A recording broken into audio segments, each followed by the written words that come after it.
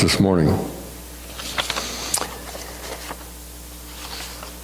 If we forget your anniversary or birthday, please forgive me, will you? But this morning I'll tell you what, everyone who's had a birthday in January, these are the people who had them. Melanie Giesek, the 6th, Norma Sitzman, the 8th, Ada Reggio, 100th birthday on January 9th. She's at the Life Care Center. Heather Croteau, January 13th. Jacob Miller, January 13th. Elsie Wolf, January 14th. Dick Johnson, January 16th. Ann Cochran, happy birthday. She's hiding behind the piano. January 22nd. Jade Miller, I don't think he's here today. January 22nd. Francis Pipey, January 24th. Let's have the happy birthday song. Happy birthday to you. Happy birthday to you. Happy birthday, dear Francis. Happy birthday to you. And John Smith, January 30th.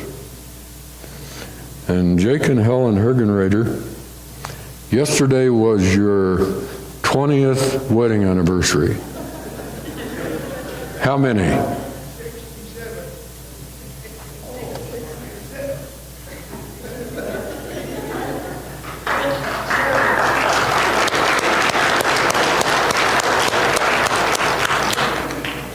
Well, I'm glad that both of you still have smiles on your faces. Well, congratulations to you. How wonderful to be able to live together for that long and still smile at each other. All right, let's share a few announcements. If you've not signed up for the soup suppers coming up around Lent time, there's a sign-up sheet, and that's, is that in the kitchen? Sign up for that.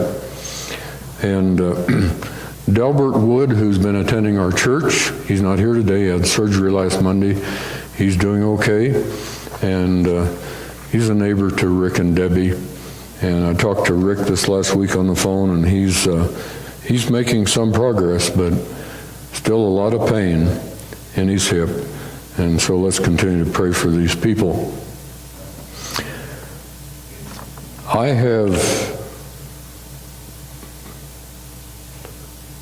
I usually go about once every 3 months to Birchwood Apartments, and that happens today.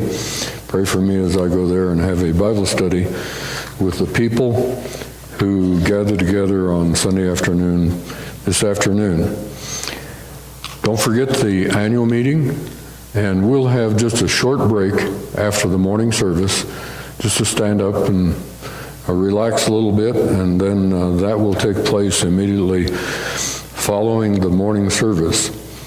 If you're not a member, you're welcome to come. You'll not be able to vote, but and there are annual reports in the back of the church, the entryway, and if you haven't gotten one, pick one up. Annual reports. Now let's see.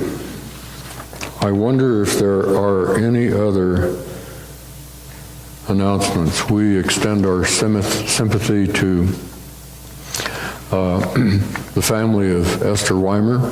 Her funeral was here last Tuesday, and then we had another funeral of people who are not connected to our church but had the funeral here on Friday.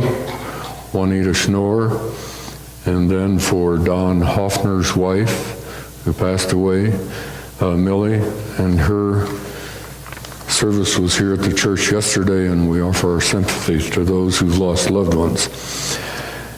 I'm not too old